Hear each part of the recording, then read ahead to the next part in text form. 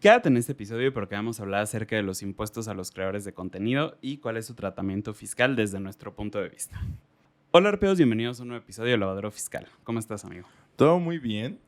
Creo que era un episodio que Rubén nos pedía mucho que hiciéramos, que por cuestiones no habíamos para habernos podido sentar a platicar como de distintos temas importantes que hay que hablar para las personas que hacen contenido. Pero después de ya hacerlo, es el momento, ha llegado el día en el que hablaremos de cómo pagan los impuestos las personas que reciben ingresos a través de plataformas como puede ser YouTube, Twitch, OnlyFans, y ya son los que vienen en mi mente. Sí, aparte creo, siendo brutalmente honesto, que es un tema polémico. Porque cada uno de los contadores va a tener su punto de vista. Uh-huh. Y creo que aquí lo más importante también es que justamente tu contador, cuando te esté dando una asesoría, te puede decir el por qué sí tienes que estar ahí.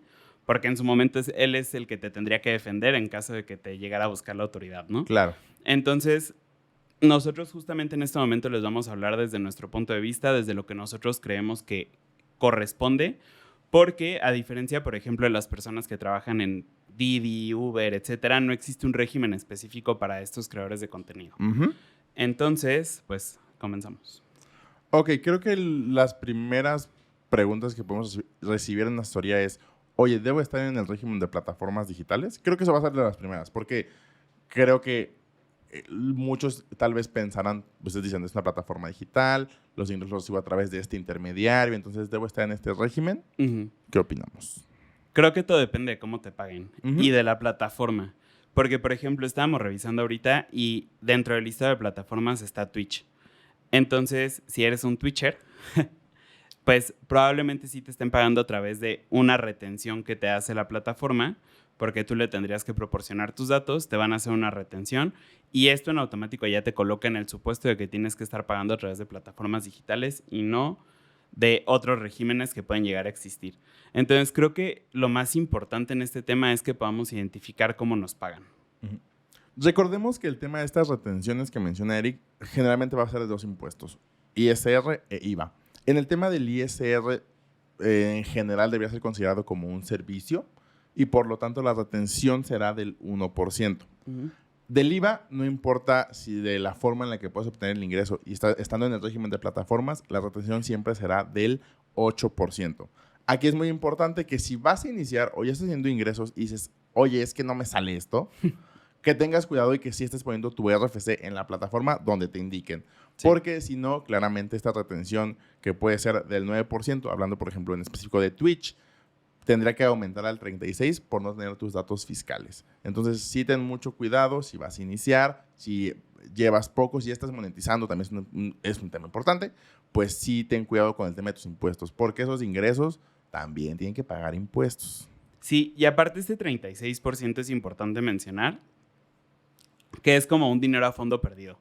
No lo vas a poder acreditar nunca porque la constancia de retención de este dinero va a salir al público en general. Uh-huh. Entonces no es un dinero que te pertenezca a ti, pero sí te lo quitaron a ti. Y aparte de que ya te lo quitaron, vas a tener que pagar tus impuestos de manera convencional. Uh-huh. Es lo que menos nos conviene. Sí, no.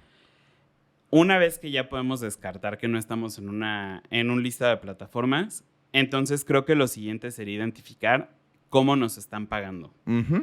Si nos están pagando del extranjero, si nos están pagando de una empresa mexicana, para en este caso nosotros poder saber si va a ser exportación de servicios o no. En caso de que sea exportación de servicios, esto es la gloria porque es el 0% de IVA. Entonces nosotros no tenemos que causar ningún impuesto y no le tenemos que pagar IVA al SAT. Al contrario, de hecho, el IVA que nosotros tenemos por nuestros gastos lo estaríamos generando a favor mes a mes. Uh-huh. Solo en el caso de que sea una exportación de servicios.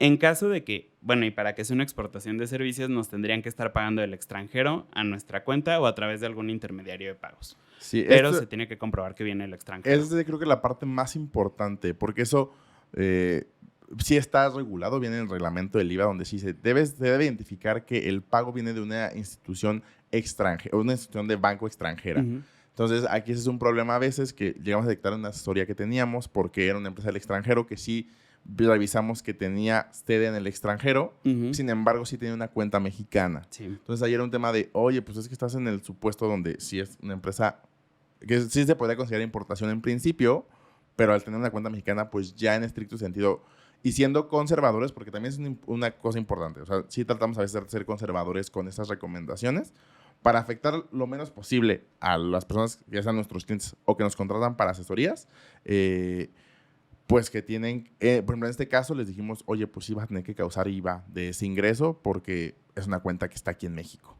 Y al final, ¿por qué tratamos de ser conservadores? O sea, ni siquiera es que nos dé miedo, pero si en algún momento hacen una revisión, la revisión no va contra nosotros, sino que va contra nuestro cliente. Y si se hace la revisión, le pueden pedir que pague el IVA de todos estos ingresos, cuando nosotros ya sabemos que es relativamente fácil que nos obliguen a pagar el IVA de esos impuestos porque no viene de una cuenta del extranjero. Es correcto. Entonces, creo que ese es un tema. Y en cuanto al ISR, porque ahorita ya abordamos un poquito el cómo se paga IVA, ¿no? Si vienen del extranjero va a ser al 0%, si vienen de una cuenta mexicana va a ser al 16%. Así es. Pero en cuanto al ISR, aquí tenemos varias opciones. Al menos creo que 3 que podemos identificar, dejando por un lado lo de plataformas digitales y ya no caímos en ese supuesto. Sí. Creo que el primero es el RIF, que es un régimen, recordemos, que ya no existe. Extinto. Ya mucha gente tal vez nueva que está en el tema de impuestos. ¿Qué es el RIF? Quiero saber. En su momento hablamos de eso. Tal vez por aquí Rubén puede dejar el link de ese episodio cuando hablamos de que el RIF ya pues, desaparecía. Pero hay personas que aún siguen este régimen. Creo que están en los últimos, bueno, no en los últimos años, pero... pues sí, en los últimos años ya. En teoría sí. ¿Y cuál era el beneficio? Que podías no pagar ISR el primer año que estuvieras tributando, porque había un subsidio por parte del gobierno que iba disminuyendo, cada año iba disminuyendo un 10%. Lo conocíamos nosotros o hablábamos siempre del RIF como un régimen de transición. Y en IVA, cuando tenías ingresos por público en general, tenía un tratamiento bastante peculiar. Pero bueno, ahí existía y era una opción que muchas personas que prestaban servicios en el extranjero que cumplieran con los requisitos para estar en el RIF, la utilizaban. Sí. Después desapareció y nació Recico. Y el Recico, como ya lo hemos hablado también en otros episodios, es el régimen más fácil, entre comillas, de llevar. ¿Por qué? Porque en la mecánica de cálculo no se admiten las deducciones.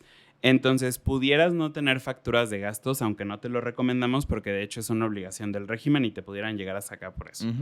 Pero bueno, pudieras no tener facturas de gastos porque tú lo único que vas a pagar de impuestos es un porcentaje sobre tus ingresos. Entonces, si tú ganaste 100 pesos y ganaste 1,000 pesos, 1,000,000 de pesos, vas a pagar únicamente un porcentaje sobre eso que facturaste y no tiene que ver nada la utilidad que tú estás generando o que estás dejando para ti. Esto es como en términos generales el cómo funciona Recico, y en caso de que no cayeras en ninguno de estos dos regímenes privilegiados, tenemos la opción de persona física con actividad empresarial. Sí, que aquí como para que identifiques de manera rápida si eres alguien que puede estar actualmente solo en Recico, es pues no ser socio o accionista de alguna empresa. Ahí nosotros también de manera conservadora utilizamos de no ser socio de ninguna empresa si hayas invertido en cualquier aplicación donde puedas adquirir acciones. Eso en estricto sentido te hace socio, entonces ya no podría estar en Recico. Que tus ingresos no superen 3.5 millones de pesos al año, el año inmediato anterior, o que estimes que no vas a generar ese monto de ingresos, tener tu firma electrónica vigente y tu buzón tributario activo. Y creo que ya en general, creo que son términos generales. Este apartado de que no estimes que vas a rebasar el 3.5% es súper importante porque si No, lo llegaras... 3.5%. 3.5 millones de pesos. Es súper importante porque si los llegaras a rebasar, entonces ahí tienes que volver a calcular todo tu año como si ya fueras persona física con actividad empresarial. Y, spoiler alert, los pagos que habrás hecho habrán sido muy pequeños. Los pagos que tendrías que hacer en persona física con actividad empresarial van a ser muy grandes. Y pues bueno, ahí le vas a deber tu alma al SAT. Sí. Entonces, eso es importante. O sea, yo de hecho les sugeriría que este tipo de decisiones no las tomen solos, sino que siempre sí contraten una asesoría para que puedan ver como todos los lados de una misma situación y que puedan tomar una decisión pues inteligente y que no les vaya a costar más a futuro. Sí. Y por último, mencionabas al régimen conocido ya por todo mundo, creo, que es el de personas físicas con actividades empresariales y servicios profesionales. A diferencia del reciclo, donde pagas impuestos sobre tu ingreso, aquí sí pagamos impuestos sobre nuestra utilidad. Es decir, de los ingresos que tenemos, le quitamos nuestros gastos y esa será nuestra utilidad o base gravable, siendo muy técnico, para el tema del pago del ISR. ¿Cuál es la diferencia con reciclo? Que, por ejemplo, este porcentaje que menciona Eric va desde el 1 hasta el 2.5%, que en actividad empresarial va desde el 1.92 hasta el 35%, dependiendo de la utilidad. Entonces, pues claramente hay una gran diferencia de un impuesto al otro.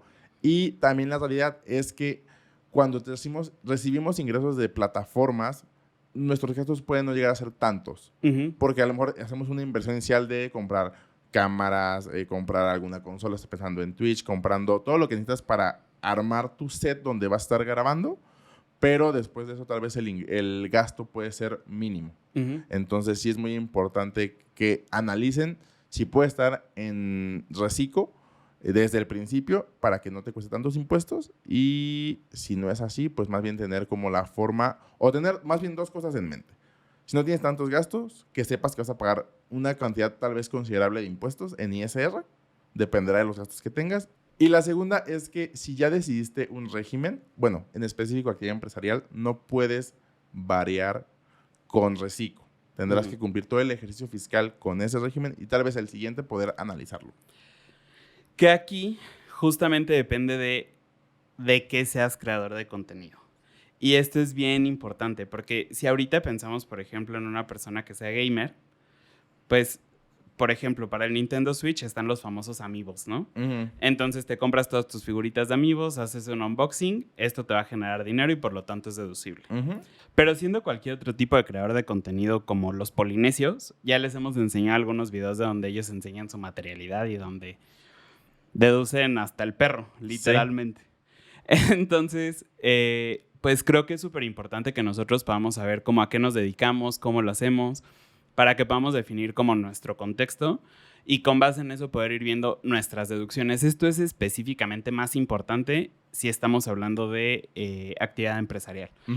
Ya si es reciclo y aparte tienes la ventaja de que es exportación de servicios, ya sabrás tú si facturas o no, sabiendo que corres el riesgo de que te saquen del régimen.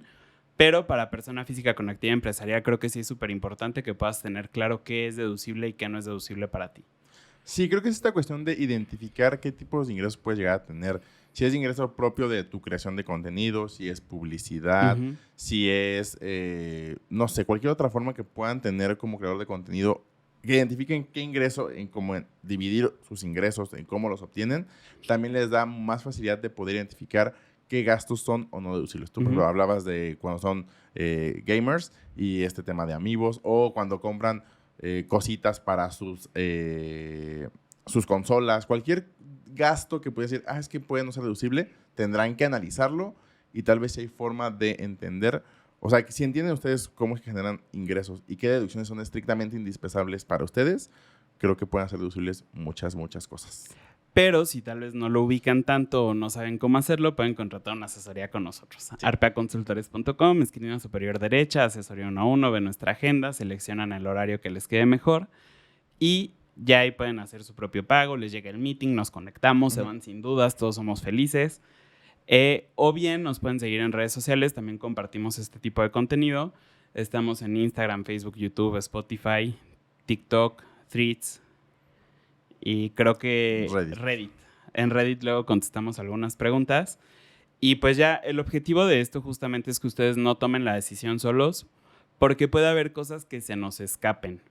Entonces, para que puedan tomar la mejor decisión para ustedes y que no les afecte tanto en tema de impuestos, creo que lo mejor sería que tomen una asesoría. Sí, creo que desde este punto de no conocer reciclo, por ejemplo, que nos llegó a pasar en algún momento que nos comentaron eso, de eso es importante, tener claridad de qué es lo que está pasando en los impuestos, o sea, qué pasa con los impuestos en México en la actualidad.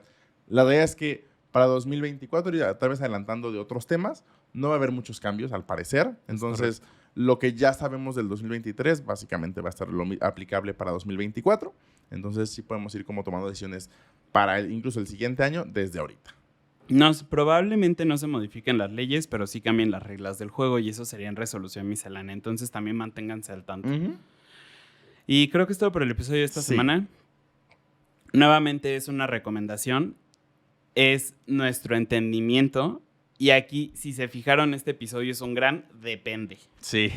O sea, es el depende más grande que van a ver en su vida. Entonces, si no saben de qué depende, justamente se acérquense a tomar una asesoría para que puedan saber cómo lo tienen que aplicar en su caso en específico. Ujú. Y pues, creo que es todo. Sí. Les voy a recomendar, denme un segundito para que puedan saber justamente de qué episodio les hablo de los polinesios, pero es cuando hacen su office tour Ujú. y justamente me enseñan todo lo que ellos han llegado a utilizar en los videos. Entonces, como recomendación, sería Estudio Tour, mostramos todos los Polinesios Vlogs. Se los vamos a dejar también aquí en la descripción. Pero literal, cualquier cosa que aparece en ese video es deducible. Sí. Así sea un segundo. Sí. Entonces, creo que es todo. Yo soy Eric. Yo soy Arturo. Juntos somos Arpea y nos escuchamos el siguiente episodio.